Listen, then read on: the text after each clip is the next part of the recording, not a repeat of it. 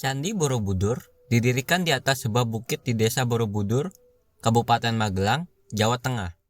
Candi yang bersifat agama Buddha ini didirikan atas perintah Raja Dinasti Sailendra pada sekitar abad ke-9 Masehi.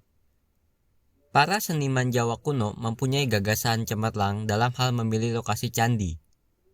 Di atas bukit, dekat pertemuan dua buah sungai, serta memperlihatkan kemahiran mereka pula untuk menggabungkan sesuatu yang bersifat sakral dengan pengalaman estetis hingga menjadi sebuah karya seni yang mengagumkan. Secara keseluruhan, Candi Borobudur mempunyai struktur berundak teras dengan tangga di keempat sisinya. Tubuh candi selain dihias oleh stupa, patung-patung Buddha, serta dindingnya dihias dengan relief naratif yang terkait dengan ajaran Sang Buddha, diambil dari naskah-naskah keagamaan mereka. Salah satu cerita yang terpahat pada dinding kaki candi adalah cerita Karma Wibangga.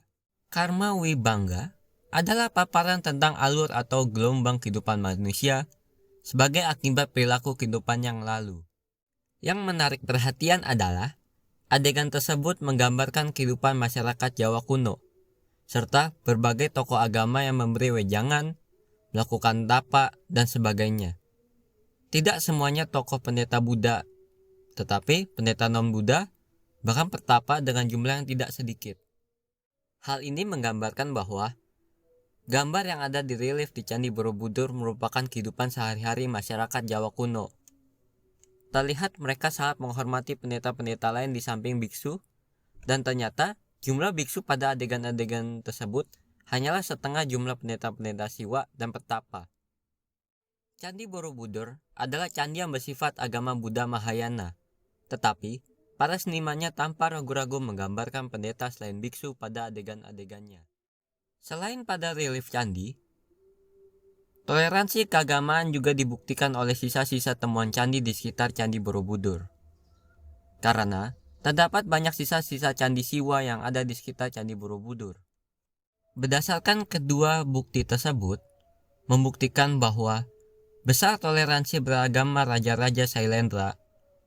Walaupun raja beragama Buddha Mahayana, ia membiarkan rakyat dan bawahannya memeluk agama sesuai dengan pilihan mereka. Majapahit merupakan salah satu kerajaan Hindu-Buddha terbesar di Indonesia. Tentu saja kita mengenal kerajaan Majapahit dengan salah satu sumpahnya, yaitu Sumpah Palapa.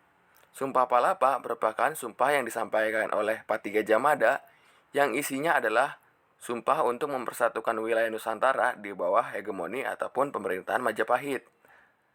Yang dimana di kemudian hari, banyak raja-raja dari Majapahit mengeluarkan kebijakan dalam upayanya untuk tetap menjaga kesatuan dari kerajaan Majapahit ini.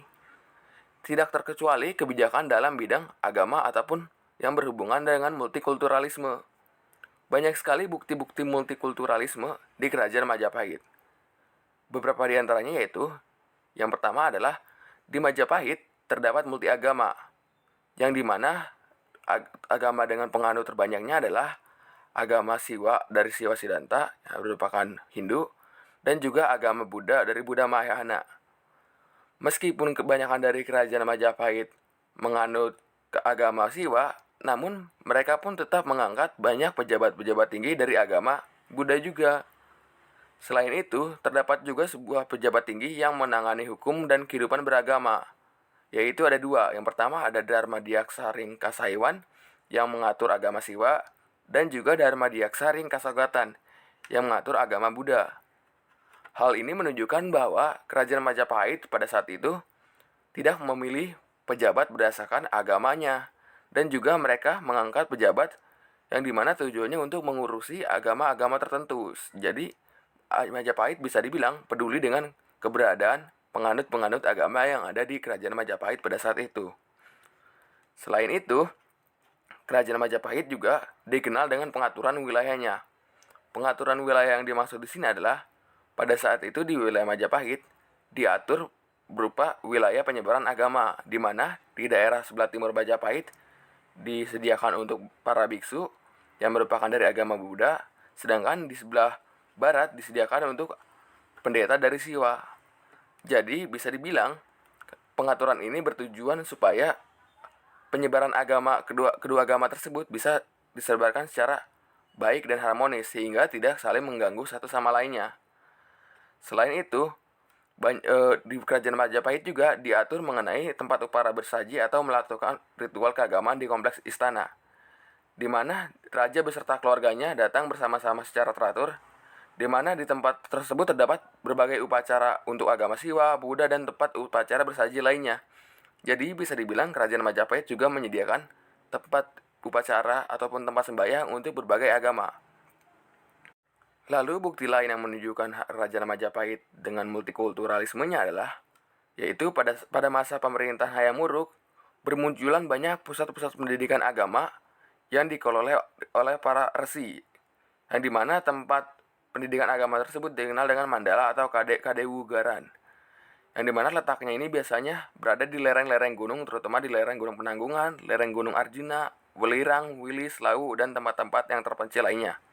Jadi bisa dibilang Hayam Wuruk juga memberikan perhatian besar terhadap tempat-tempat pendidikan ini, yang dimana beberapa kali dalam perjalanannya di wilayah tersebut ia menyediakan diri atau menyempatkan diri untuk datang ke tempat-tempat pendidikan agama ini. Jadi bisa dibilang Hayam Wuruk yang merupakan salah satu Raja Majapahit peduli dengan perkembangan agama di kerajaannya.